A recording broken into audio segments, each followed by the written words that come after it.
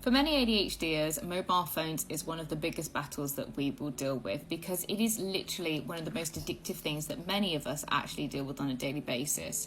How can we use our phones for the benefit of us, but not get sucked in so that we are at the whim and will of it and we're feeling like we're slipping into addictive tendencies with our phone? Well, number one, I would avoid using phones first thing in the morning, and I would avoid using your phone late at night. Number one, in the morning, if you utilize apps like TikTok or Instagram or so on and so forth, what you'll find is that you're wasting the small amount of dopamine that you have in the morning on activities that are not actually motivation based or important. So I avoid using my phone in the morning for scrolling or anything like that because it's just a waste of time. Number two, I avoid it late at night because the blue light suppresses melatonin production, which is the sleep hormone, and it stops you from having a good night's sleep. So having some good habits and behaviors around phone use in the morning and evening, you will begin to see your life improve significantly. Number two is that you can download an app that will help you to block off certain applications throughout the day. I personally use an iPhone, and you can set timers. If you've been on your, say for TikTok for longer than an hour during the day, you can shut it down. They're not so functional sometimes because you can turn it off, which kind of stops you from actually using the function, but it can be a helpful reminder.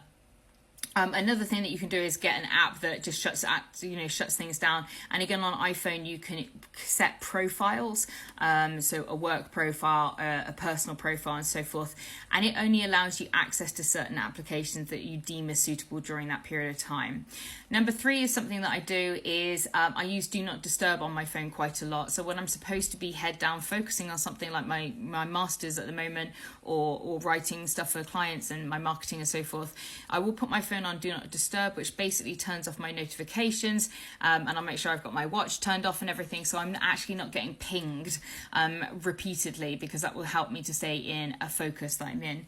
And number four, turn your phone off, throw it in another room, make it as inaccessible to yourself as possible whilst you're trying to take time to focus on something. If it's not at hand, in reach, in your bag, somewhere where you can see, that will alleviate the possibility for you reaching for it.